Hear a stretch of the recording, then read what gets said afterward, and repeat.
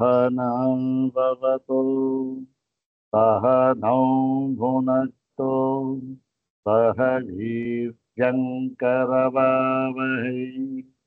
तेजस्विनावधीतमस्तु मा विद्विषावहै।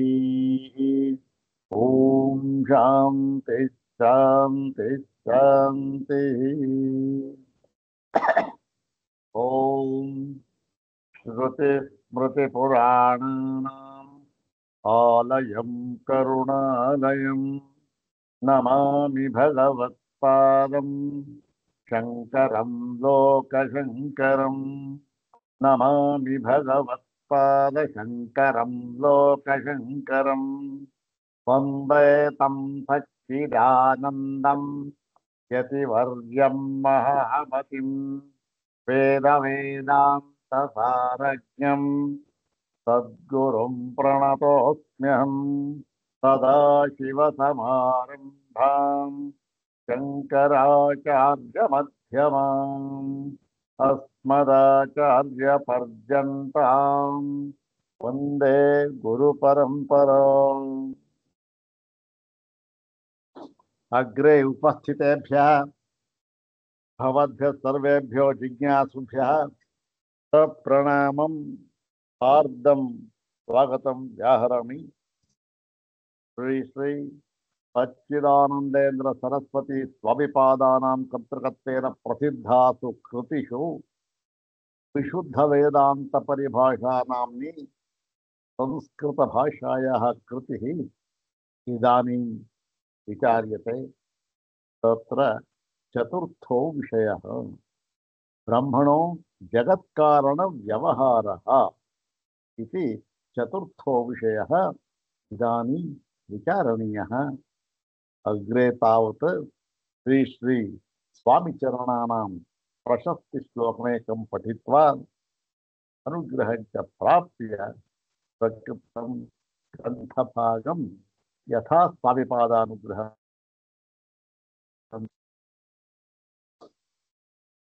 ॐ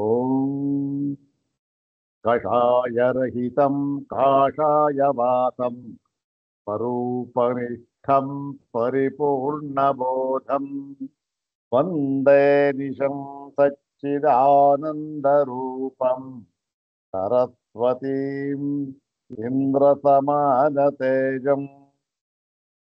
ॐ कषायरहितं काषायवासं स्वरूपनिष्ठं परिपूर्णबोधं वन्दे निशं सच्चिदानन्दरूपं सरस्वतीम् इन्द्रसमानतेजम्। ॐ ब्रह्मनिष्ठाय विद्महे संयमीन्द्राय धीमहि तन्नः सच्चिदानन्दः प्रचोदयात्। अथ श्री श्री सच्चिदानंदेन्द्र सरस्वती स्वामिपादैः प्रणीता विशुद्ध वेदांत परिभाषा।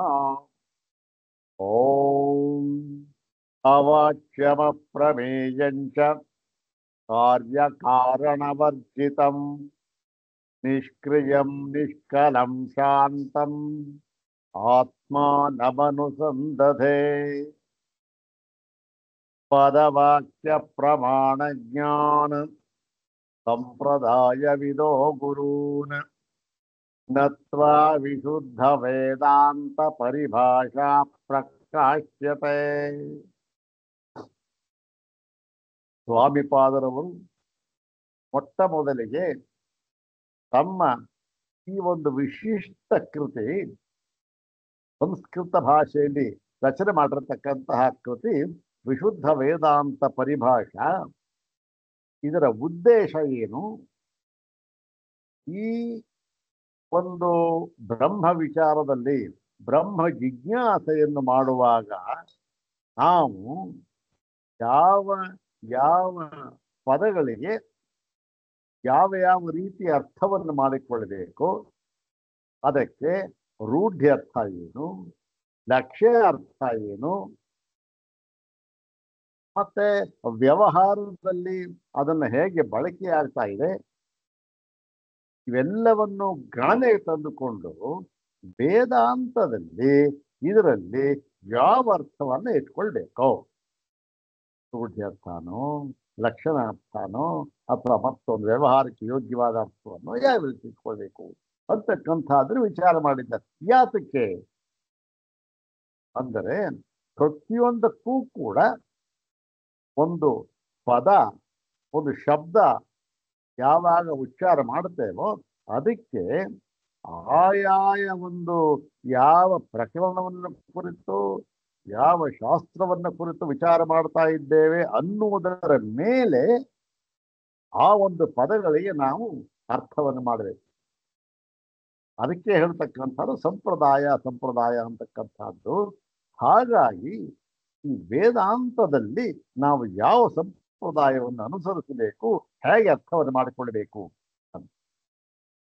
ಇದು ಎಲ್ಲ ಶಾಸ್ತ್ರಗಳ ವಿಚಾರಗಳಿಗಿಂತಲೂ ಕೂಡ ವೇದಾಂತ ಶಾಸ್ತ್ರದಲ್ಲಿ ಬಹಳ ಬಹಳ ಕಷ್ಟ ಇದನ್ನು ಸಮನ್ವಯ ಮಾಡಿಸಿಕೊಳ್ತಕ್ಕಂಥ. ಯಾಕೆ ಅಂತಂದ್ರೆ ವೇದಾಂತಗಳಲ್ಲಿ ಒಂದು ಸಿದ್ಧಾಂತವನ್ನ ಇದಮಿತ್ತಂ ಅಂತ ಹೇಳೇ ಇಲ್ಲ. ಏನ್ ಹೇಳಿದ್ದಾರೆ?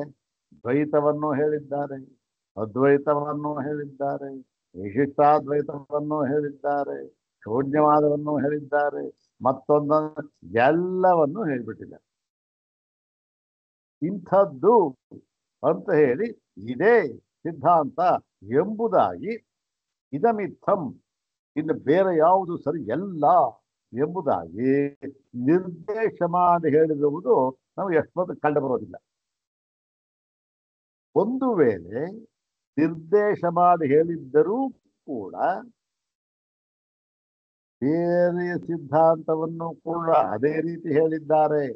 ಏನು ಅದನ್ನೂ ಕೂಡ ನಿರ್ದೇಶ ಮಾಡಿ ನೋಡಿ ಇದೆ.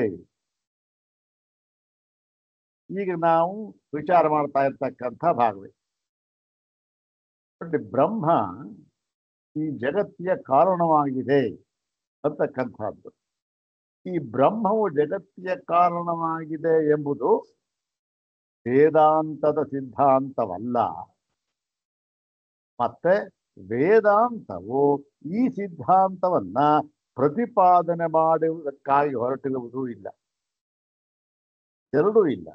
ಮತ್ತೇನು ಆದರೂ ಕೂಡ ಓ ಹೌದು ಬ್ರಹ್ಮವೇ ಜಗತ್ಕಾರಣ, ಈ ಜಗತ್ತು ಅಂತ ಇದೆ ಅಂತ ಹೇಳಿ ಆ ಜಗತ್ತಿನ ಸ್ವರೂಪ ಎಲ್ಲವನ್ನು ಕೂಡ ವಿಸ್ತಾರವಾಗಿ ವಿವರಿಸಿ ಇದಕ್ಕೆ ಕಾರಣ ಯಾವುದು ಬ್ರಹ್ಮ ಎಂಬುದಾಗಿ ಸಮರ್ಥನೀಯವಾಗಿ ಇಲ್ಲಿ ತಿಳಿಸ್ಕೊಟ್ಬಿಟ್ಟಿದ್ದಾರೆ. ಹೀಗಿರುವಾಗ ನಾವು ಎಲ್ಲದಕ್ಕೂ ಪ್ರಾಶಸ್ತ್ಯವನ್ನು ಕೊಟ್ಟು ಹೇಳಿರುವುದರಿಂದ ಯಾವುದನ್ನು ಹಿಡಿಬೇಕು ಅಂತಕ್ಕಂಥ ಗೊಂದಲ. ಹಾಗಾಗಿ ಏನಾಗಿದೆ ನೋಡಿ, ಈ ಒಂದು ಅರ್ಥವನ್ನೇ ಹಿಡಿಯಬೇಕು, ಇದಕ್ಕೆ ಈ ಅರ್ಥ ಎಂಬುದಾಗಿ ತಿಳಿಸಿಕೊಡುವುದಕ್ಕೋಸ್ಕರ ಸ್ವಾಮಿಪಾದರವರು ಈ ಗ್ರಂಥವನ್ನು ರಚನೆ ಮಾಡಿದ್ದಾರೆ. ರಚನೆ ಮಾಡುವಾಗ ನೋಡಿ ಬೇರೆ ಬೇರೆಯ ಗ್ರಂಥಕಾರರು ಈ ಅರ್ಥವನ್ನು ಹೇಳಿದ್ದಾರೆ, ಅದು ಹೇಗೆ ಅಲ್ಲಿಗೆ ಸರಿಯಾಗಿದೆ, ಇಲ್ಲ ಅಂತ ನಾವು ತಪ್ಪು ಅಂತ ನಾವು ಹೇಳ್ತಾ ಇಲ್ಲ. ಆದರೆ ವೇದಾಂತವನ್ನು ಅರ್ಥ ಮಾಡಿಕೊಳ್ಳುವಾಗ ನಾವು ಈ ರೀತಿಯಾಗಿ ಆ ಸಂಪ್ರದಾಯಕ್ಕೆ ಅನುಗುಣವಾಗಿ ಅರ್ಥ ಮಾಡಿಕೊಳ್ಬೇಕು.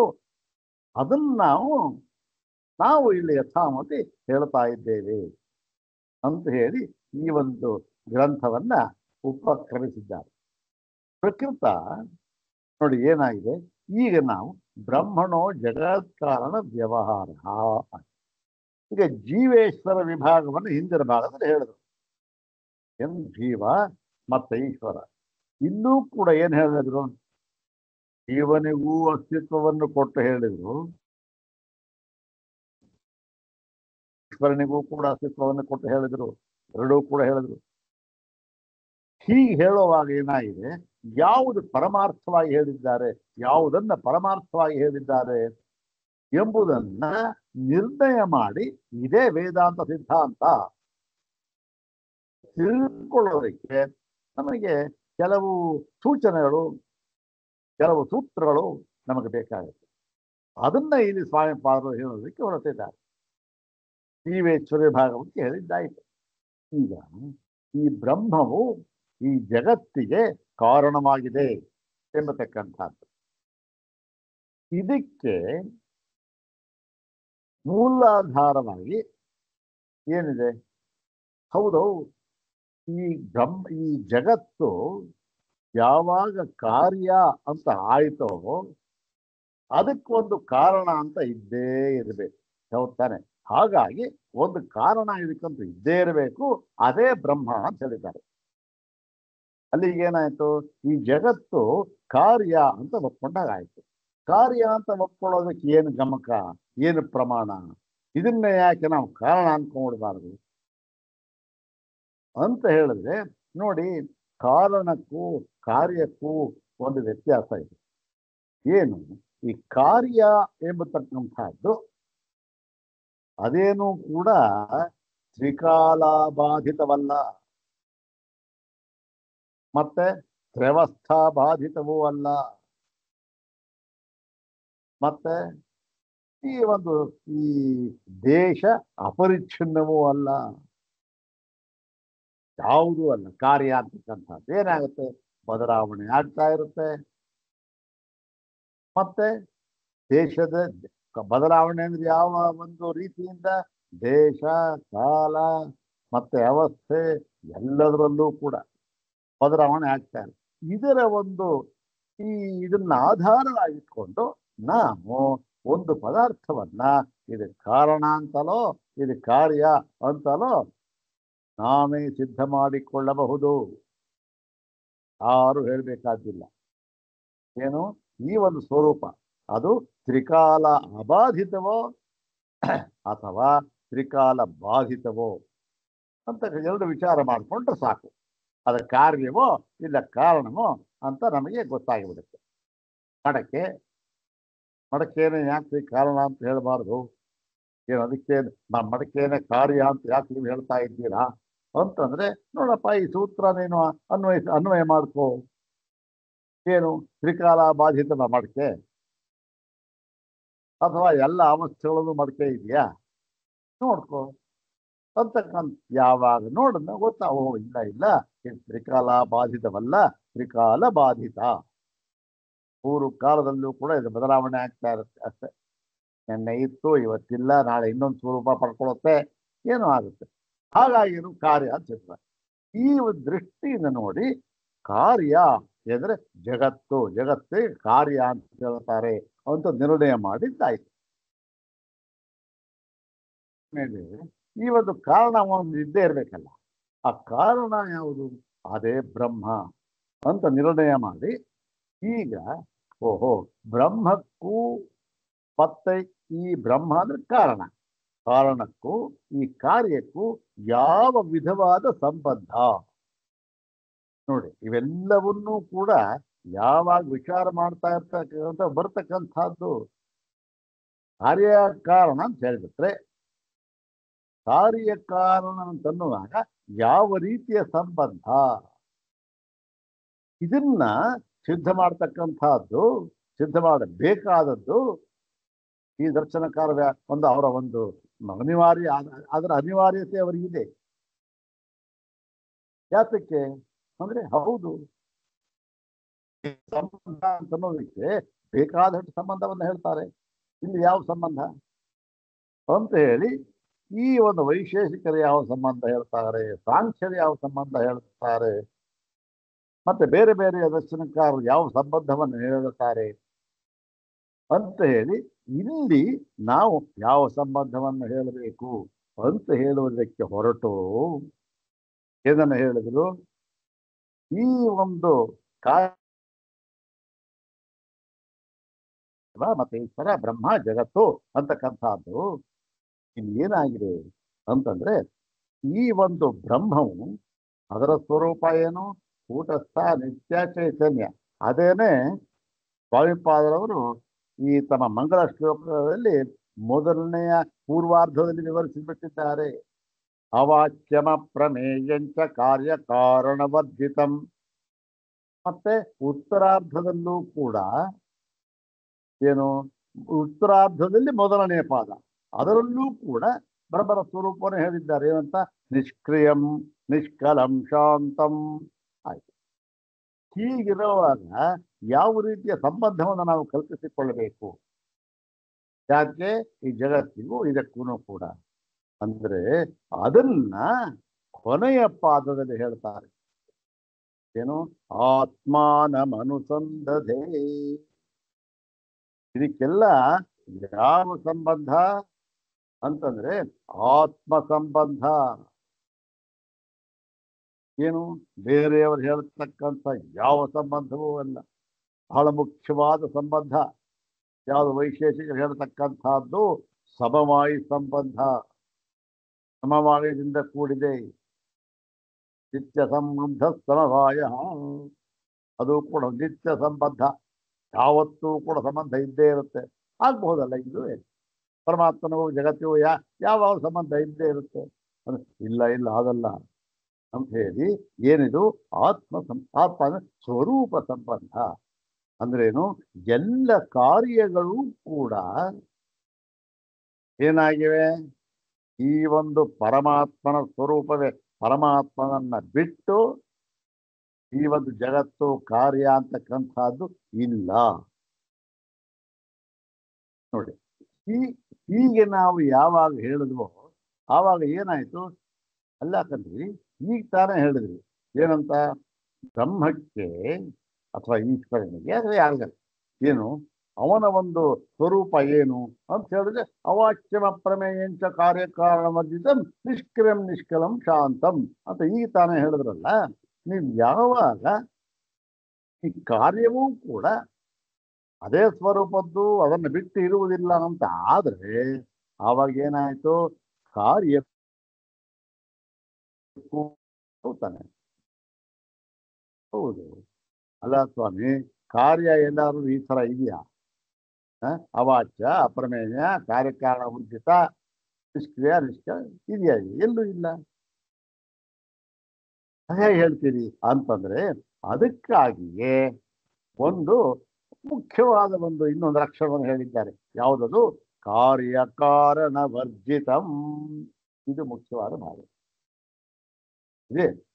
ಈ ಒಂದು ಕಾರ್ಯಕಾರಣ ಭಾಗ ಕಾರ್ಯಕಾರಣ ವಿಭಾಗ ಅಂತ ಇದೆಯಲ್ಲ, ಅಥವಾ ಕಾರ್ಯಕಾರಣ ನ್ಯಾಯ ಅಂತ ಬೇಕಾಗುತ್ತೆ, ಅದು ವರ್ಜಿತ ಇಲ್ಲ. ಆದ್ರೆ ಕಾರ್ಯಕಾರಣ ಭಾವವೇ ಈ ಬ್ರಹ್ಮಕ್ಕೂ ಮತ್ತೆ ಜಗತ್ತಿಗೂ. ಬ್ರಹ್ಮವು ಕಾರ್ಯ, ಬ್ರಹ್ಮವು ಕಾರಣ, ಜಗತ್ತು ಕಾರ್ಯ ಎಂಬುದಾಗಿ ಕಾರ್ಯಕಾರಣ ವಿಭಾಗ ಇಲ್ಲವೇ ಇಲ್ಲ. ಏನಿದು ಇನ್ನೂ ಗೊಂದಲ ಆಗೋಯ್ತಲ್ಲ ಇವಾಗ. ಕಾರ್ಯಕಾರಣ ಇಲ್ಲ ಅಂದ್ರೆ ಕಾರ್ಯ ಗೋಚರವಾಗ್ತಾ ಇದೆಯಲ್ಲ ಸ್ವಾಮಿ ಅಂತಂದ್ರೆ ಹೌದು, ಕಾರ್ಯ ಗೋಚರವಾಗ್ತಾ ಇದೆ. ಹೇಗೆ ಗೋಚರವಾಗ್ತಾ ಇದೆ ನೋಡಿ? ಹಾವು ಗೋಚರವಾಗ್ತಾ ಇದೆ. ನೋಡ್ತಾರೆ, ಹಾವು ಗೋಚರವಾಗ್ತಾ ಇದೆ. ಎಲ್ಲಿ? ಸ್ವಲ್ಪ ಮಬ್ಬುಗತ್ಲೆ ಇತ್ತು, ಎಲ್ಲೋ ಇತ್ತು ಹಾವು ಗೋಚರವಾಗ್ತಾ ಇದೆ. ಅದು ಹೇಗೆ ಗೋಚರವಾಗ್ತಾ ಇದೆ? ಹೇಗೆ ಗೋಚರವಾಗ್ತಾ ಇದೆ? ನೀನು ಪರಿಪೂರ್ಣವಾಗಿ 100ಕ್ಕೆ 100 ಭಾಗ ಸತ್ಯವಾಗಿಯೇ ಗೋಚರವಾಗ್ತಾ ಇದೆ. ಯಾಕೆ ಅಂದ್ರೆ ಆ ಒಂದು ಹಾವನ್ನು ನೋಡಿದರೆ ಏನೇನು ಪರಿಣಾಮಗಳು ಒಬ್ಬ ಮನುಷ್ಯನಿಗೆ ಆಗಬಹುದು ಅದೆಲ್ಲವೂ ಕೂಡ ಆಗ್ತಾ ಇದೆ. ನೋಡಿ, ಎದುರಿಗೆ ಹಾವಿದೆ, ಕಾಣ್ತಾ ಇದೆ ತಾನೆ? ಇವಾಗ ಕಾಣ್ತಾ ಇದೆಯಲ್ಲ ಆ ಹಾವು, ಅದನ್ನು ನಿಜ ಅಂತ ಅಂದ್ಬಿಡೋಣ. ಕಾಣ್ತಾ ಇದ್ರು ಅಂದರೆ ಯಾವನೋ ಒಬ್ಬ ಬಂದ, ಬೆಳಕ್ಕೆ ಹಿಡಿದ, ಆಗ ಗೊತ್ತಾಯಿತು ಅದು ಹಗ್ಗ ಅಂತ. ಈಗ ಈ ಒಂದು ಹಗ್ಗ ಅಂತಕ್ಕಂಥದ್ದು ಗೊತ್ತಾಗುವುದಕ್ಕಿಂತ ಮುಂಚೆ ನಮಗೇನಾಗಿತ್ತು? ಹಾವು 100ಕ್ಕೆ 100 ಭಾಗ ಸತ್ಯವಾಗಿ ತೋರ್ತಾ ಇತ್ತು. ಮತ್ತೆ ಹಾವಿನ ದರ್ಶನದಿಂದ ಯಾವ ಯಾವ ಪರಿಣಾಮ ಆಗಬೇಕೋ ಅದೆಲ್ಲವೂ ಆಗ್ತಾ ಇತ್ತು. ಆದರೆ ಏನು ಪರಮಾತ್ಮ ಏನಾಗಿತ್ತು? ಅವೆಲ್ಲವೂ ಕೂಡ ಕೇವಲ ಭ್ರಮಾತ್ಮಕವಾಗಿ ಆಗಿತ್ತು ಅಷ್ಟೆ. ಏನು, ನಾನು ತಪ್ಪು ತಿಳ್ಕೊಂಡು ಬಿಟ್ಟಿದ್ದೆ. ಏನಂತ? ಹಾವು ಅಂತಂತ. ಆ ತಪ್ಪು ತಿಳುವಳಿಕೆಯಿಂದ ಇಷ್ಟೆಲ್ಲ ಅನಾಹುತ ಆಗುತ್ತೆ. ನಿಜವಾಗಿ ನೋಡಿದ್ರೇನು, ಹಾವು ಎಂಬತಕ್ಕಂತಹ ಪದಾರ್ಥವೇ ಹಗ್ಗಕ್ಕಿಂತ ಬೇರೆಯಾಗಿ ಯಾವತ್ತೂ ಇರಲಿಲ್ಲ. ಯಾವತ್ತೂ ನೀನು ಹಾವಾಗಿ ತೋರ್ತಾ ಇದ್ದ ಕಾಲದಲ್ಲೂ ಕೂಡ ಅದು ಹಗ್ಗವೇ ಆಗಿತ್ತು. ತೋರ್ತಾ ಇತ್ತಲ್ಲ, ಅದಕ್ಕೆ ಹೇಳ್ತಾ ಇದ್ದೇವೆ ನಾವು ಭ್ರಮೆ ಅಂತ. ಅಂದ್ರೇನು? ಈ ಭ್ರಮಾತ್ಮಕವಾಗಿ ತೋರ್ತಾ ಇದೆ. ಆ ದೃಷ್ಟಿಯಿಂದ ಈ ಎಲ್ಲ ಜಗತ್ತೂ ಕೂಡ ಭ್ರಮಾತ್ಮಕವಾಗಿ ಇದೆ ಅಂತಕ್ಕಂಥ ನಾವು ಹೇಳ್ತಾ ಇರ್ತಕ್ಕಂಥದ್ದು. ಇದನ್ನ ನೀವು ಹೇಗೆ ಅಲ್ಲೇ ಹೊಳಿತಾ ಇದ್ದೀರಿ? ಇದಕ್ಕೆ ಪ್ರತ್ಯಕ್ಷ ಪ್ರಮಾಣವೇ ಇದೆ ಇದಕ್ಕೆ. ಆದ್ದರಿಂದ ಇದನ್ನು ಅಲ್ಲೆಳೆಯೋದಕ್ಕಾಗೋದಿಲ್ಲ. ಹೀಗೆ ಈ ಬ್ರಹ್ಮ ಮತ್ತೆ ಜಗತ್ತು ಇವೆರಡಕ್ಕೂ ಕೂಡ ಕಾರ್ಯಕಾರಣ ಭಾವವನ್ನು ಹೇಳಿದ್ದೇವೆ. ಕಾರ್ಯಕಾರಣ ಭಾವವನ್ನು ಹೇಳಿದಾಗೇನು, ಅದು ಎಂಥ ಕಾರಣ ಅಂತವೆಲ್ಲ ಹೇಳಬೇಕು. ಇಂಥ ಕಾರಣ ಅಂತ ಹೇಳಿದಾಗ ಯಾತಕ್ಕೆ ಅಂತ ಸಮರ್ಥನೆ ಮಾಡಬೇಕು. ಇಷ್ಟೆಲ್ಲ ಮಾಡಲೇಬೇಕು.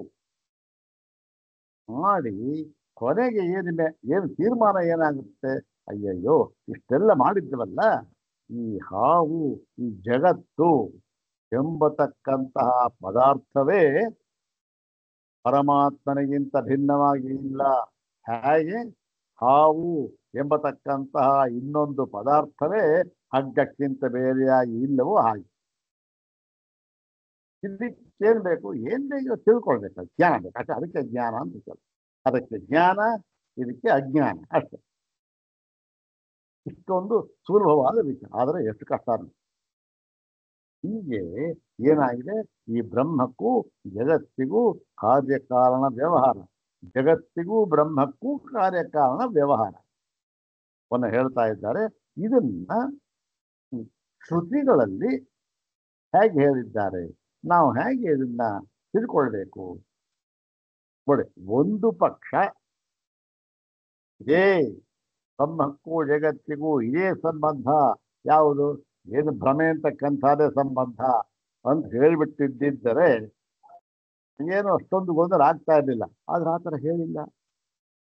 ಇದನ್ನೇ ಸತ್ಯ ಅಂತ ಹೇಳಿ ಮತ್ತೆ ಇದನ್ನ ಪ್ರತಿಪಾದನೆ ಮಾಡಿ ಅದಕ್ಕೆ ಬೇಕಾದಂತಹ ನ್ಯಾಯಗಳನ್ನೆಲ್ಲ ಹೇಳಿ ಪ್ರತಿಯೊಂದನ್ನು ಮಾಡಿದ್ದಾರೆ. ಹಾಗೆ ಬ್ರಹ್ಮಕ್ಕೂ ಮಾಡಿದ್ದಾರೆ, ಈಶ್ವರನಿಗೂ ಮಾಡಿದ್ದಾರೆ. ಹೀಗಿರುವಾಗ ನಾವು ತಿಳ್ಕೊಳ್ಬೇಕಾದಂತಹ ಒಂದು ಕ್ರಮ ಇದೆಯಲ್ಲ, ಅದನ್ನ ಇಲ್ಲಿ ಸ್ವಾಮಿಪಾದರವರು ತಿಳಿಸ್ಕೊಡ್ತಾ ಇದ್ದಾರೆ. ಈಗ ಇಷ್ಟೆಲ್ಲ ಇದು ಯಾತಕ್ಕೆ ಹೇಳಬೇಕಾಗಿ ಬಂತು? ಇದನ್ನ ಒಂದನ್ನು ಹೇಳಿದ್ರೆ ಏನಾಗುತ್ತೆ? ಓಹೋ, ಹೌದು ಕಣ್ರಿ, ಕಾರ್ಯಕಾರಣ ಭಾಗ ಹೇಳಿದ್ರು. ಕಾರ್ಯಕಾರಣ ಭಾಗ ಹೇಳ್ತಾರೆ. ಹೇಳ್ಬಿಟ್ಟು ಏನಂತ ಗೊತ್ತಾ, ಕಾರ್ಯವೆಲ್ಲ ಭ್ರಮೆ ಅಂತ ಕಣ್ರಿ, ಭ್ರಮೆ ಅಂತ ಕಣ್ರಿ ಅಂತಂದ್ರೆ, ಓಹೋ, ಮೊನ್ನೆ ಏನೋ ಉದಾಹರಣೆ ಯಾರು ಪೇಪರ್ ನೋಡ್ರಿ ಕೊಟ್ಟಿದ್ರ, ಯಾವ್ದು ಕೊಟ್ಟಿದ್ರಲ್ಲ, ಯಾರೋ ಒಬ್ರು ಬಂದ್ರು ಹೀಗೆ ಭ್ರಮೆ ಭ್ರಮೆ ಅಂತೆಲ್ಲ ಹೇಳ್ತಾ ಇದ್ದ ಪ್ರವಚನಕಾರನ ಕರೆದ್ರಂತೆ, ಊಟಕ್ಕೆ ಕರೆದ್ಬಿಟ್ಟು ಎಲ್ಲ ಎಲೆ ಗಿಲೆ ಹಾಕಿದ್ರು. ಸುಮ್ಮನೆ ಎಲ್ಲ ಸನ್ನೆ ಮಾಡ್ತಾ ಇದ್ರು. ಏನು ಅನ್ನ ಬಡಿಸ್ದಾಗೆ, ಪಾಯಸ ಬಡಿಸ್ದಾಗೆ ಎಲ್ಲ ಊರಿ ಭೋಜನ, ಏನೂ ಇಲ್ಲ. ನೋಡಿ ಎಲ್ಲ ಸ್ವಾಮಿ ನೀವೇ ಹೇಳಿ, ಎಲ್ಲ ಭ್ರಮೆ ಅಂತ. ಭ್ರಮೆ ಆಗ್ತಾ ಇದು ಅಂದ್ಬಿಟ್ರು. ಇದು ನೋಡಿ, ಇದು ಏನು, ಇದು 100ಕ್ಕೆ 100ರಷ್ಟು ಏನಿದು ಅಜ್ಞಾನ ಪ್ರದರ್ಶನ ಅಷ್ಟೇ, ಇನ್ನೇನು ಅಲ್ಲ. ಮತ್ತೆ ಎಲ್ಲಿಯೂ ಕೂಡ ವೇದಾಂತಗಳಲ್ಲಿ ಈ ಒಂದು ಭ್ರಮಾತ್ಮಕ ಅಂತ ಹೇಳಿದ್ದಾರೆ. ಭ್ರಮಾತ್ಮಕ ಅಂತ ಹೇಳಿದ್ದು ಯಾವಾಗ, ಭ್ರಮೆ ಅಲ್ಲ ಇದು ಸತ್ಯ ಅಂತ ಹೇಳಿದ್ದಾರಲ್ಲ, ಅದು ಯಾವಾಗ, ಅದನ್ನ ತಿಳ್ಕೊಳ್ಬೇಕಾದ್ದು ಬಹಳ ಮುಖ್ಯವಾಗಿ. ನೋಡಿ, ವೇದಾಂತದಲ್ಲಿಯೇ ಆಗಲಿ, ಶಂಕರ ಭಗವತ್ಪಾದರೇ ಆಗಲಿ, ಎಲ್ಲಿಯೂ ಕೂಡ ಇವೆಲ್ಲ ಭ್ರಮಾತ್ಮಕವಾಗಿದೆ, ಇವೆಲ್ಲವೂ ಕೂಡ ಸುಳ್ಳು, ಇವೆಲ್ಲವೂ ಕೂಡ ಅನೃತ ಎಂಬುದಾಗಿ ಎಲ್ಲಿಯೂ ಕೂಡ ಹೇಳಿಲ್ಲ. ಎಲ್ಲವೂ ಕೂಡ ಎಷ್ಟು ನೀವು ಹೇಳ್ತಾ ಇದ್ದೀರಲ್ಲ ಸ್ವಾಮಿ, ಅದಕ್ಕಿಂತಲೂ ಕೂಡ 10 ಪಟ್ಟು ಸತ್ಯ ಅಂತ ನಾವು ಹೇಳ್ತಾ ಇದ್ದೇವೆ. ಹೌದು. ಅರೆ ಸ್ವಾಮಿ, ಈಗ ತಾನೇ ಹೇಳಿದ ಸ್ವಾಮಿ ಎಲ್ಲವೂ ಭ್ರಮೆ ಅಂತಂತ. ಅಂದ್ರೆ ಹೌದು, ಭ್ರಮೆ ಅಂತ ಹೇಳ್ತಾ ಇದ್ದು ಯಾವಾಗ ಗೊತ್ತೇ ನೋಡಿ, ಇದು ಭ್ರಮೆ ಎಂಬುದಾಗಿ ಎಲ್ಲಿಯವರೆಗೆ ನಿಮಗೆ ಗೊತ್ತಾಗುವುದಿಲ್ಲವೋ ಅಲ್ಲಿಯವರೆಗೂ ಕೂಡ ಇವೆಲ್ಲವೂ ಕೂಡ 100ಕ್ಕೆ 101ರಷ್ಟು ಸತ್ಯ, 110ರಷ್ಟು ಸತ್ಯ. ನಾವು ಇದನ್ನು ಅಲೆಗಳಿತಾ ಇಲ್ಲ, ಜಗತ್ತು ಅನೃತ ಅಂತ ಅಲೆಗಳಿತಾ ಇಲ್ಲ. ಆದರೆ ಯಾವಾಗ ಇದರ ಒಂದು ತತ್ವ ಅರ್ಥವಾಯಿತೋ ಆಗ ವೇದಾಂತನೂ ಹೇಳಬೇಕಾದ್ದಿಲ್ಲ, ನಾವು ಹೇಳಬೇಕಾದ್ದಿಲ್ಲ, ಯಾರೊಬ್ಬರು ಹೇಳಬೇಕಾದ್ದಿಲ್ಲ. ತನ್ನಷ್ಟಕ್ಕೆ ತಾನೇ ಅರ್ಥವಾಗಿ ಬಿಡುತ್ತದೆ. ಓಹೋ, ಇವೆಲ್ಲ ಭ್ರಮೆ ಅಂತ. ಹಾವು ಅಂತ ಗೊತ್ತಾಯಿತು, ಹೆದರ್ಕೊಂಡಿದ್ದ, ಟಾರ್ಚ್ ಬಿಟ್ಟ. ಹಗ್ಗ ಅಂತ ಗೊತ್ತಾದ ಮೇಲೆ ಯಾರಾದ್ರೂ ಬಂದು ನೋಡಯ್ಯ ಕಣ್ಬಿಟ್ಟು ನೋಡು ಇದು ಹಗ್ಗ ನೋಡು ಹಾವಂತ ಯಾರೋ ಹೇಳ್ತಾರ, ನೋಡು ಹಗ್ಗ ಅಂತ ಹೇಳಿ ಏನ್ ಪ್ರಮಾಣ ಹೇಳಬೇಕಾದಿಲ್ಲ, ಯಾರು ಹೇಳಬೇಕಾದಿಲ್ಲ. ಟಾರ್ಚ್ ಬಿಟ್ಟ ನೋಡಿದ ತಕ್ಷಣ ಅವನಿಗೆ ಗೊತ್ತಾಗ್ಬಿಟ್ಟು ಹಗ್ಗ ಅಂತ. ಅಯ್ಯಯ್ಯೋ, ನಾ ಇದುವರ ತನಕ ಭ್ರಮಾತ್ಮಕವಾಗಿ ತಿಳ್ಕೊಂಡ್ಬಿಟ್ಟಿದ್ದು. ಇವೆಲ್ಲ ಯಾರಿಗೆ ಗೊತ್ತಾಯ್ತು? ಯಾರು ಹೇಳಬೇಕಾದಿಲ್ಲ, ವೇದಾಂತ ಹೇಳಬೇಕಾದಿಲ್ಲ, ಗುರುಗಳು ಹೇಳಬೇಕಾದಿಲ್ಲ, ತಾನೇ ಗೊತ್ತಾಗ್ಬೇಕು. ಎಲ್ಲಿ ತನಕ ಗುರುಗಳು ಹೇಳಬೇಕು? ಇವೆಲ್ಲ ಟಾರ್ಚ್ ಬಿಡ್ಬೇಕು ನೋಡಿ. ಆ ಟಾರ್ಚ್ ಬಿಡೋದಿಕ್ಕೆ, ಬೆಳಕನ್ನ ಬಿಡೋದಿಕ್ಕೆ ಗುರು ಬೇಕು. ಬೆಳಕನ್ನ ಬಿಟ್ಟಾದ ಮೇಲೆ ಇವನು ತಿಳ್ಕೊಂಡ, ಆವಾಗೇನು ಗುರು ನೋಡ್ರಿ ಎಲ್ಲ ಬ್ರಹ್ಮಾತ್ಮೈಕತ್ವ ಜಗತ್ತೆಲ್ಲ ಭ್ರಮೆ ನೋಡಿ ಗೊತ್ತಾ, ಯಾರು ಹೇಳ್ಬೇಕು? ತಾನೇ ಗೊತ್ತಾಗ. ಆದರೆ ಆ ಬೆಳಕನ್ನು ಬಿಡೋದಿಕ್ಕೆ ಒಬ್ಬ ದರ್ಶಕ ಗುರು ಅಂತಕ್ಕಂಥದ್ದು ಬೇಕಿದೆ. ಆ ಕೆಲಸವನ್ನ ಇಲ್ಲಿ ಮಾಡಿದ್ದಾರೆ ಈ ಸ್ವಾಮಿಪಾದ. ಈಗ ಈ ಒಂದು ಇಷ್ಟ ಆಯ್ತಲ್ಲ, ಇದು ಸ್ವಲ್ಪ ದೀರ್ಘವಾಯ್ತನ, ಇರಲಿ ಸ್ವಲ್ಪ ಇದ್ರಪ್ಪ. ಈಗ ಈ ಅವಶಿಷ್ಟ ಭಾಷ್ಯ ಭಾಗವನ್ನ, ಅವಶಿಷ್ಟ ಗ್ರಂಥ ಭಾಗವನ್ನು ನೋಡೋಣ. ಭಾಷ್ಯ ಅಲ್ಲ, ಗ್ರಂಥ ಭಾಗವನ್ನು ನೋಡೋಣ. ಇಲ್ಲಿ ಸಂದರ್ಭ ಏನ್ ಹೇಳ್ತಾ ಇದ್ದಾರೆ ನೋಡಿ. ಈ ಒಂದು ಜಗತ್ತು ಪರಮಾತ್ಮನ ಕಾರ್ಯ ಅಂತ ಹೇಳಿದಾಗ ಯಾವ ರೀತಿಯ ಕಾರ್ಯ, ಹೇಗೆ ಇದಕ್ಕೆ ಕಾರ್ಯಭಾವ ಹೇಗೆ ಹೊಂದುತ್ತೆ, ಮತ್ತೆ ಪರಮಾತ್ಮನಿಗೆ ಕಾರಣ ಭಾವ ಹೇಗೆ ಹೊಂದುತ್ತೆ, ಯಾವ ರೀತಿಯ ಸಂಬಂಧ ಇರೋದಕ್ಕೂ ಅಂತ ಅನ್ನುವುದನ್ನ ಹಿಂದಿನ ಭಾಗದಲ್ಲಿ ಹೇಳಿದ್ರು. ಮತ್ತೆ ಈ ಭಾಗದಲ್ಲಿ ಅದನ್ನ ಈ ಭಾಷ್ಯ ಪ್ರಮಾಣದಿಂದ ಸ್ವಾಮಿಪಾದರವರು ಸಿದ್ಧ ಮಾಡ್ತಾ ಇದ್ದಾರೆ. ಭಾಷ್ಯ ಪ್ರಮಾಣದಿಂದ ಸಿದ್ಧ ಮಾಡ್ತಾ ಇದ್ದಾರೆ. ಇದು ಗೌಡಪಾದಕಾರಿಕ ಭಾಷ್ಯ. ಹಿಂದೆ ಹೇಳಿದ್ರಲ್ಲ ಅದೇ. ಯಾವುದು ನೋಡಿ, 14ನೆಯ ಪುಟ ಇದು. ಜೀವಾತ್ಮನಾಂ ಹಿ ಪರಸ್ಮಾದಾತ್ಮನಃ ಉತ್ಪತ್ತಿ ಯಾ ಶ್ರೂಯತೆ ವೇದಾಂತೇಶು. ನೋಡಿ, ಈ ಜೀವಾತ್ಮನಿಗೆ ಈ ಪರಮಾತ್ಮನಿಂದ ಉತ್ಪತ್ತಿ, ಜೀವಾತ್ಮನ ಪರಮಾತ್ಮನಿಂದ ಉತ್ಪನ್ನವಾಗಿದ್ದಾನೆ ಅಂತ ಹೇಳಿದೆಯಲ್ಲ ಎಲ್ಲಿ? ವೇದಾಂತಗಳು ಎಲ್ಲಕ್ಕೂ ಹೇಳಿದ್ದಾರಲ್ಲ, ಅದು ಏನು ಹೇಗೆ ಅಂತಂದ್ರೆ ನೀವು ಆ ದೃಷ್ಟಾಂತ ಕೊಟ್ಟಿದ್ರಲ್ಲ ಅದರಂತೆ ಅಂತ ಹೇಳ್ತಾರೆ. ಸಾ ಹೇಗದು ಏನು? ಸಾ ಉತ್ಪತ್ತಿ ಅಂತ ಅರ್ಥ. ಸಾ ಸೃಷ್ಟಿ, ಸಾ ಉತ್ಪತ್ತಿ. ಆ ಉತ್ಪತ್ತಿ ಹೇಗೆ? ಜಗತ್ತು ಉತ್ಪತ್ತಿ ಹೇಗೆ ಅಂತಂದ್ರೆ ಸಾ ಮಹಾಕಾಶಾತ್ ಘಟಾಕಾಶ ಉತ್ಪತ್ತಿ ಸಮ, ಘಟಾಕಾಶೋತ್ಪತ್ತಿ ಸಮ ನ ಪರಮಾರ್ಥತಃ. ನೋಡಿ ಇಷ್ಟೇ. ಹೇಗೆ ಅಂತಂದ್ರೆ ಹೇಗೆ ಘಟಾಕಾಶ ಆಯಿತು, ಈ ಘಟಾಕಾಶಕ್ಕಿಂತ ಅದೆಲ್ಲೋ ಆಗಿನ ಕಾಲದ ಮಾತು, ಈ ಘಟನೆ ಇಲ್ವಲ್ಲ ಜಾಸ್ತಿ. ಆದ್ದರಿಂದ ನಾವೇನು ಹೇಳ್ಬೋದು? ಗೃಹಾಕಾಶ ಅಂತ ಹೇಳ್ಬೋದು. ಎಲ್ಲರಿಗೂ ಮನೆ ಇದ್ದೇ ಇದೆ. ಈ ಗೃಹಾಕಾಶ ಏನಾಗಿದೆ? ಮಹಾಕಾಶ ಇದೆ, ಈ ಗೃಹಾಕಾಶ ಇದೆ. ಅವೆರಡಕ್ಕೂ ಯಾವ ರೀತಿಯ ಸಂಬಂಧ? ಅದೇ ರೀತಿಯ ಸಂಬಂಧ ಪರಮಾತ್ಮನಿಗೂ ಮತ್ತೆ ಜಗತ್ತಿಗೂ. ಗೃಹಾಕಾಶ ಯಾವಾಗ ಬಂತು? ಅದಕ್ಕೆ ಉತ್ಪತ್ತಿ ಉಂಟು. ಯಾವಾಗ ಉತ್ಪತ್ತಿ ಆಯಿತು? ಯಾವಾಗಲೂ ಸ್ವಾಮಿ ಹೋದ ವರ್ಷ ಮನೆ ಕಟ್ಟಿಸ್ತಾ, ಹೋದ ವರ್ಷ ಏನಾಯ್ತು ಮನೆ ಕಟ್ಟದ ಅಂತ ಆದ್ಮೇಲಿಂದ ಸುತ್ತಲೂ ಗೋಡೆ ಹಾಕಿದ, ಅದೇನಾಯ್ತು ಇವಂದು ಅಂತ ಆಯ್ತು. ಅಲ್ಲಿರತಕ್ಕಂಥ ಆಕಾಶ ಎಲ್ಲ ಇವಂದು ಅಂತ ಆಯ್ತು. ಯಾಕೆ? ಆ ಜಾಗಕ್ಕೆ ಇವನೇ ಸ್ವಾಮಿ, ಇನ್ನೊಬ್ಬರ ಪ್ರವೇಶ ಮಾಡೋ ಹಾಗಿಲ್ಲ ಇವನ ಮನೆಗೆ. ಹೀಗೆ ಗೃಹಾಕಾಶ ನಿರ್ಮಾಣವಾಯಿತು, ಉತ್ಪತ್ತಿ ಆಯಿತು. ಮತ್ತೆ ಯಾರೋ ಬಂದು ಇವನ ಕಾಲ ಆಯಿತು, 3 ತಲೆಮಾರು ಆಗೋಯ್ತು, ಯಾರೋ ಮೊಮ್ಮಕ್ಕಳು ಮನೆಮಕ್ಕಳು ಬಂದ್ರು, ಏನಪ್ಪ ಇದು ಈ ಒಂದು 100 ವರ್ಷ ಹೋಗಿದೆ ಮನೆ ಕಟ್ಟಿ ಕೆಡು ಬಿಡೋದ್ರಿ, ಕೆಡು ಬಿಟ್ಟಾಗ ಆ ಒಂದು ಗೃಹಾಕಾಶ ಎಲ್ಲಿ ಹೋಯ್ತು? ಮಾತಿನಲ್ಲಿ ವಾಚಾರಂಭಣ ಹೇಳೋದಾರೇನಾಯ್ತು? ಓ ನೋಡಿ, ಗೃಹಾಕಾಶವು ಈ ಮಹಾಕಾಶದಲ್ಲಿ ಲೀನವಾಗಿ ಹೋಯಿತು ಹೇಳಬಹುದು, ಏನಿಲ್ಲ. ಆದರೆ ಇದಕ್ಕೆ ಅರ್ಥ ಏನು? ಅಲ್ಲಪ್ಪ, ಗೃಹಾಕಾಶ ಮಹಾಕಾಶ ಲೀನವಾಗಿ ಸರಿ, ಇದರ ತನಕ ನೆನ್ನೆ ತನಕ ಇಷ್ಟು ಗೃಹಾಕಾಶ, ನೆನ್ನೆ ಒಡೆದರು, ಇವತ್ತು ಮಹಾಕಾಶ ಲೀನವಾಗೋದು ಸರಿಯಾಗಿದೆ. ಆದರೆ ನಿಜವಾಗಿಯೂ ಕೂಡ ಯಾವತ್ತಾದರೂ ಕೂಡ ಈ ಗೃಹಾಕಾಶ ಎಂಬುದು ಸ್ವತಂತ್ರವಾಗಿ ಮಹಾಕಾಶಕ್ಕಿಂತ ಬೇರೆಯಾಗಿ ಇತ್ತ ಅಂತಕ್ಕಂಥ ಪ್ರಶ್ನೆ. ಆವಾಗ ಯೋಚನೆ ಮಾಡಿದ್ರೆ ಇದಕ್ಕೇನು ಯಾವ ವೇದಾಂತ ಪ್ರಮಾಣ ಏನು ಬೇಕಿಲ್ಲ, ಹೌದಲ್ವಾ? ಎಲ್ಲಿತ್ತು ಗೃಹಾಕಾಶ? ಅದು ತನಗೆ ತಾನೇ ಗೊತ್ತಾಗುತ್ತೆ.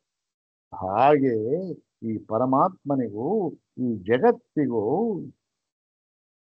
ಯಾವ ಸಂಬಂಧ? ಈ ಗೃಹಾಕಾಶ ಮಹಾಕಾಶ ಸಂಬಂಧ ಅಷ್ಟೇ. ಗೃಹಾಕಾಶ ಮಹಾಕಾಶದಲ್ಲಿ ಲೀನವಾಯಿತು ಅಂತ ಅದು ಹೋದ ಹೇಳ್ತಾರೆ. ಮತ್ತೆ ಉತ್ಪತ್ತಿ, ಮನೆ ಕಟ್ಟದ ಗೃಹಾಕಾಶ ಉತ್ಪತ್ತಿ ಆಯಿತು ಅಂತ ಹೇಳ್ತಾರೆ. ಇಷ್ಟೇ ಅಂತ ಹೇಳಿ ಅದನ್ನ ಘಟಾಕಾಶೋತ್ಪತ್ತಿ ಸಮ ನ ಪರಮಾರ್ಥತಃ. ಹೌದು, ಗೃಹಾಕಾಶ ಎಲ್ಲಿವರೆಗಿತ್ತು ಅಲ್ಲಿವರೆಗೆಲ್ಲ ವ್ಯವಹಾರ ಸರಿ, ಎಲ್ಲ ಅಲ್ಲಿ ಮಾಡ್ತಾ ಇದ್ದ. ಆ ಗೃಹಾಕಾಶ ಇತ್ತಲ್ಲ, ಅಲ್ಲಿ ಇಂಥ ಜಾಗದಲ್ಲಿ ಅಡುಗೆ ಮಾಡಬೇಕು ಅಂತ ನಿರ್ಮಾಣ ಮಾಡ್ಕೊಂಡ, ಇಂಥ ಜಾಗದಲ್ಲಿ ಮಲಗಬೇಕು, ಇಂಥ ಜಾಗದಲ್ಲಿ ಇದನ್ನು ಮಾಡಬೇಕು, ಎಲ್ಲ ರೋಮು ಹಾಲು ಎಲ್ಲ ಕಟ್ಟಿಸ್ಕೊಂಡ, ಅದೇ ಜಾಗದಲ್ಲೇ ಮಾಡ್ತಾ ಇದ್ದ. ಅಲ್ಲ ಸ್ವಾಮಿ, ಆಕಾಶಕ್ಕೆ ಅದರ ಮಹಾಕಾಶಕ್ಕೆ ಇಂಥ ಜಾಗ ಅಂತ ಏನಾದ್ರು ಉಂಟಾ? ಪರಿಧಿ ಉಂಟಾ? ಎಲ್ಲೇ ಉಂಟಾ? ಏನೂ ಇಲ್ಲ. ಆದರೆ ಎಲ್ಲ ಇತ್ತು ಅಲ್ಲಿ, ಹೌದು ತಾನೆ? ಇಲ್ಲಿ ಮಾಡ್ತಾ ಇದ್ದ ಕೆಲಸ ಅಲ್ಲಿ ಮಾಡ್ತಾ ಇರ್ಲಿಲ್ಲ.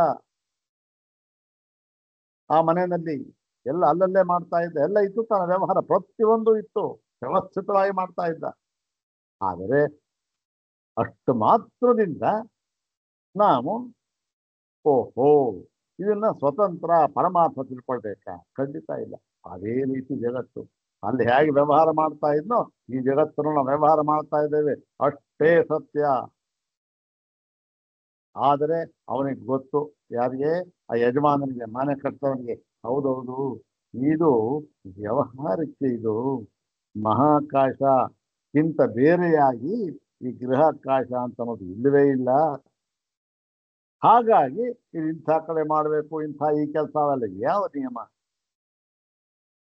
ಇದು ಪರಮಾರ್ಥ ಅಂತ ಹೇಳಿ ತಸ್ಮಾದೇವ ಆಕಾಶಾತ್ ಘಟಾದಯ ಸಂಘಾತಾ ಯಥಾ ಉತ್ಪದ್ಯಂತೆ ಏವಂ ಆಕಾಶಸ್ಥಾನೀಯಾತ್ ಪರಮಾತ್ಮನಃ ಪೃಥಿವ್ಯಾದಿಭೂತ ಸಂಘಾತ ಆಧ್ಯಾತ್ಮಿಕಾಶ್ಚ ಕಾರ್ಯಕಾರಣ ಲಕ್ಷಣ ರಜ್ಜು ಸರ್ಪಾದಿವತ್ ವಿಕಲ್ಪಿತ ಜಾಯಂತೆ. ಭಗವಾನ್ ಗೌಡಪಾದರ ಮಾತು ನೋಡಿ ಏನು. ಹೀಗೆ ಆ ಆಕಾಶದಿಂದಲೇ ಏನಾಗಿದೆ, ಈ ಘಟ ಅದರ ಎಲ್ಲ ಸಂಘಾತಗಳು ಕೂಡ ಉತ್ಪತ್ತಿ ಆಗುತ್ತದೆ. ಎಲ್ಲಿಂದ? ಮಣ್ಣಿನಿಂದ ಉತ್ಪತ್ತಿ ಆಗುತ್ತೆ. ಮತ್ತೆ ಅದೇ ರೀತಿ ಈ ಆಕಾಶ ಸ್ಥಾನೀಯ ಪರಮಾತ್ಮನ ಮಹಾಕಾಶ ಸ್ಥಾನೀಯವಾದ ಅಲ್ಲಿ ಸ್ಥಾನೀಯ ಏನಾಗಿದೆ? ಈ ಪೃಥಿವ್ಯಾದಿ ಭೂತ ಸಂಘಾತ. ನೋಡಿ, ಮಡಿಕೆ ಬಂತು. ಮಡಿಕೆಗೆ ಸಂಘಾತದ ಕಾರಣ ಯಾವುದು? ಅಡಿಕೆಯ ಸ್ವಾಮಿ ಪೃಥ್ವಿ. ಹೌದೇನು? ಪೃಥ್ವಿ ಯಾವುದ್ರ ಕಾರ್ಯ? ನೀರಿನ ಕಾರ್ಯ. ನೀರು ಅಗ್ನಿಯ ಕಾರ್ಯ. ಅಗ್ನಿ ವಾಯುವಿನ ಕಾರ್ಯ. ವಾಯು ಆಕಾಶದ ಕಾರ್ಯ. ಆಕಾಶ ಯಾವ ಕಾರ್ಯ? ಪರಮಾತ್ಮನ ಕಾರ್ಯ. ಹೀಗಾಗಿ ಆ ಪರಮಾತ್ಮ ಈ ಒಂದು ಭೂಮಿಗೂ ಕಾರಣನೇ. ಹೌದಾನೆ? ಕೊಂಡಿ ಇದೆಯಲ್ಲ, ಸರಪಳಿ, ಇದಕ್ಕೂ ಹಾಗಾಗಿ ಇವಕ್ಕೆಲ್ಲ ಏನ್ ಹೆಸರು?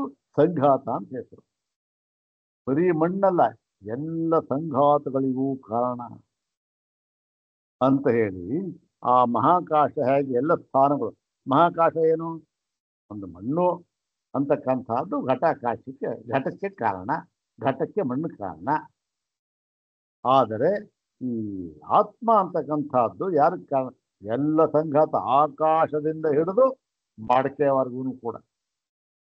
ಆಕಾಶ, ವಾಯು, ಅಗ್ನಿ, ನೀರು, ಭೂಮಿ, ಮತ್ತೆ ಅಲ್ಲಿಂದ ಮಡಕೆ, ಮಣ್ಣು ತಗೊಂಡ ಮಡಕೆ, ಎಲ್ಲದಕ್ಕೂ ಕೂಡ ಕಾರಣ ಅಂತೇಳಿ ಈ ತರ ಯಾವ್ದು ಹೇಗೆ ಕಾರಣ?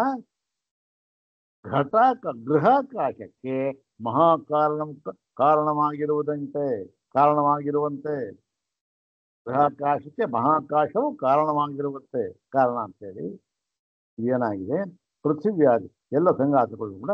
ಮತ್ತೆ ಅಷ್ಟೇ ಅಲ್ಲ, ಪೃಥಿವ್ಯಾದಿ ಸಂಘಾತ, ಘಟದ ವಿಚಾರ ತಗೊಂಡ್ರೆ ಪೃಥ್ವಿ, ಮಣ್ಣು, ನೀರು ಮುಂತಾದವುಗಳಲ್ಲಿ ಅದು ಆದಿಭೌತಿಕವಾಗಿರ್ತಕ್ಕಂಥದ್ದು.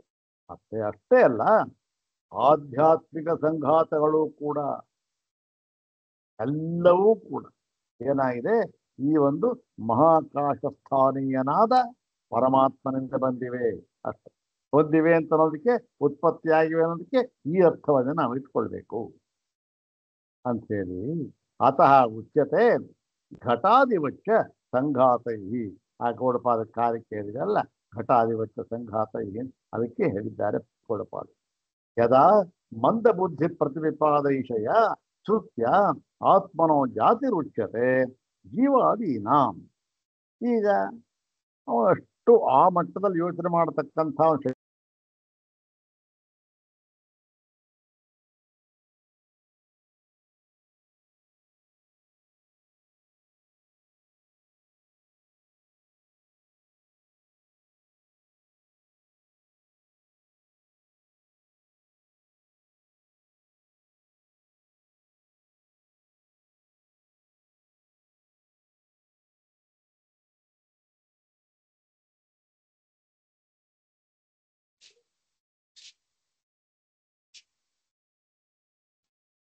ಗುರುಗಳೇ ಮ್ಯೂಟ್ ಆಗಿದ್ದೀರಾ ನೀವು?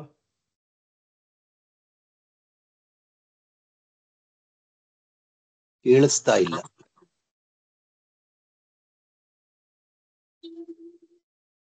ಮ್ಯೂಟ್ ಆಗಿದೆ ನಿಮ್ದು. ತರ ಆಯ್ತಲ್ಲ. ಸರಿ ಸರಿ. ಈಗ ಇಲ್ಲಿ ಈ ಘಟ ಆದ ಮಂದ ಅಂದ್ರೆ ಸ್ವಲ್ಪ ಮಂದ ಬುದ್ಧಿಯವರಿಗೆ ಏನಾಗಿದೆ? ಇದು ಒಂದು ಅವರು ತಿಳಿಸ್ಕೊಡೋದಕ್ಕೋಸ್ಕರ ಈ ಒಂದು ಜಾತಿಯನ್ನು ಹೇಳಿದ್ದಾರೆ. ಹೀಗೆ ಯಾವಾಗ ಜಾತಿಯನ್ನು ಹೇಳಿದ್ರು, ಆವಾಗ ನಾವು ಇದನ್ನು ಹೇಗೆ ಅರ್ಥ ಮಾಡಿಕೊಳ್ಬೇಕು? ಅದೇ ರೀತಿ ಅಷ್ಟೆ. ಹೇಗೆ ಈ ದೃಷ್ಟಾಂತ ಕೊಟ್ಟರಲ್ಲ, ಮಹಾಕಾಶ ಮತ್ತೆ ಗೃಹಾಕಾಶ ಮತ್ತೆ ಮಣ್ಣು, ಮಡಿಕೆ, ರಜ್ಜು, ಸರ್ಪ ಇತ್ಯಾದಿ ಬರ್ತದೆ. ಈ ರೀತಿಯಾಗಿ ನಾವು ಅರ್ಥ ಮಾಡಿಕೊಳ್ಬೇಕು ಅಂತ ಹೇಳಿ ಏತ ನಿದರ್ಶನ ದೃಷ್ಟಾಂತ ಯಥೋಜಿತ ಆಕಾಶವಸ್ತು ಇತ್ಯಾದಿ. ಹೀಗೆ ಆಕಾಶದಂತೆ ಎಂಬುದಾಗಿ ತೆಗೆದುಕೊಳ್ಳಬೇಕು ಅಂತ ಹೇಳಿ. ತದೇವಂ ಬ್ರಹ್ಮಣ ಏವ ಸೋಕಾಮಯತ ಬಹುಸ್ಯಾಮಿತಿ ಇದು ಸಂಕಲ್ಪ್ಯ ಇತಿ ಸಂಕಲ್ಪಪೂರ್ವಕ ಬಹುಭವನ ಶ್ರುತೆ ಜಗದುಪಾದಾನತ್ವಂ ತತ್ಕರ್ತೃತ್ವಂಚೇತಿ ಸ್ಥಿತಂ. ಈ ರೀತಿಯಾಗಿ ಏನಾಯ್ತು? ಕಾರಣ ಅಂತಾಯ್ತು, ಕಾರ್ಯ ಅಂತಾಯ್ತು. ಕಾರಣ ಅಂತಂತ ಹೇಳಿದ ತಕ್ಷಣ ಬಂತು, ಶುರುವಾಯ್ತು. ಯಾವ ಕಾರಣ, ಎಂಥ ಕಾರಣ, ನಿಮಿತ್ತ ಕಾರಣವೋ ಉಪಾದಾನ ಕಾರಣವೋ ಎಲ್ಲ ಹೇಳಬೇಕು. ಇದನ್ನೂ ಕೂಡ ಶ್ರುತಿ ಹೇಳಿಬಿಡ್ತು. ಏನಂತ ಹೇಳಿದ್ದು? ಆ ಪರಮಾತ್ಮ ಯೋಚನೆ ಮಾಡದ ಏನು? ನಾನು ಬಹುವಾಗಿ ಆಗುವೆನು ಅಂದ್ರೆ ನಾನು ಮಲ್ಟಿಪಲ್ ಅಂತ ಹೇಳ್ತಾರಲ್ಲ, ಬಹುವಾಗಿ ಆಗುವೆನು ಅಂತ. ಹೀಗೆ ಹೇಳಿದ್ರಿಂದ ಏನು ಗೊತ್ತಾಯ್ತು ನಮಗೆ? ಸೋಕಾಮಯತ ಅನ್ನೋವಾಗ ನಿಮಿತ್ತ ಕಾರಣ ಅಂತಲೂ, ಯಾಕೆ ಕಾಮಯಿತೃತ್ವ ಚೈತನ್ಯಕ್ಕೆ ಇರತಕ್ಕಂಥದ್ದು. ಚೈತನ್ಯ ಯಾವುದು? ನಿಮಿತ್ತ ಕಾರಣ. ಮತ್ತು ಬಹುಶ್ಯಾಂ ಬಹಳವಾಗಿ ಆಗುತ್ತೇನೆ ಯೋಚನೆ ಮಾಡ್ದ, ಬಹಳವಾಗಿ ಆಗುತ್ತೇನೆ ಅಂದ್ರೆ ಆಗ್ಬಿಟ್ಟು ಅದು ಯಾವುದು? ಉಪಾದಾನ ಕಾರಣ. ಹೀಗಾಗಿ ನಿಮಿತ್ತ ಕಾರಣನೂ ಉಪಾದಾನ ಕಾರಣನೂ ಬ್ರಹ್ಮವೇ ಆತ್ಮನೇ ಆಗಿದ್ದಾನೆ ಎಂಬತಕ್ಕಂಥದ್ದನ್ನು ಹೇಳಿ, ತದೇ ತದ್ ಬ್ರಹ್ಮಣ ಕರ್ತೃತ್ವ ನ ಕುಲಾಲಾದೇರಿವ ಸಾಧನಾಂತರೋಪ ಸಂಗ್ರಹ ಪೂರ್ವಕಂ. ಮತ್ತು ಇನ್ನೊಂದು ವಿಚಾರ ಹೇಳ್ತಾರೆ, ಈ ಒಂದು ಯಾವಾಗ ಉಪಾದಾನ ಕಾರಣ ಅಂತ ಹೇಳ್ತಾರೋ ಆವಾಗ ಕುಂಬಾರನಿಗೆ ಬೇಕಾದ ಮಡಕೆ ಮಾಡೋದಕ್ಕೇನು ಚಕ್ರ, ಇದು ತಿರುಗಣೆ, ನೀರು ಎಲ್ಲ ಬೇಕಲ್ಲ. ಹಾಗೆ ಬೇರೆ ಬೇರೆ ಸಾಧನಾಂತರ ಅಂದ್ರೆ ಬೇರೆ ಸಾಧನಗಳು ಯಾವುದೂ ಕೂಡ ಪರಮಾತ್ಮನಿಗೆ ಬೇಕಿಲ್ಲ. ಯಾಕೆ? ಕಿಂತು ಸ್ವಾಭಾವಿಕಮೇವ ಪರಿಪೂರ್ಣ ಶಕ್ತಿಮತ್ವಾದ್ ಬ್ರಹ್ಮಣ. ಯಾಕೆ? ಬ್ರಹ್ಮಕ್ಕೆ ಸ್ವಭಾವದಿಂದಲೇ ಆ ಪರಿಪೂರ್ಣ ಶಕ್ತಿತ್ವ ಎಂಬತಕ್ಕಂಥದ್ದು ಇದೆ. ನಿಮಿತ್ತ ಕಾರಣತ್ವವೂ ಇದೆ, ಉಪಾದಾನ ಕಾರಣತ್ವವೂ ಇದೆ, ಎರಡಕ್ಕೂ ಶಕ್ತ. ಹೀಗಾಗಿ ಆ ಪರಿಸ್ಥಿತಿಯಲ್ಲ ಅದು ಉಪಾದಾನತ್ವಂಚ ನ ಮೃದಾದೇವ ಅವಯವ ವಿನ್ಯಾಸ ವಿಶೇಷಂ ಆಶ್ರಿತ್ಯ ಕಾರ್ಯರೂಪೇಣ ಅವಸ್ಥಾನಂ.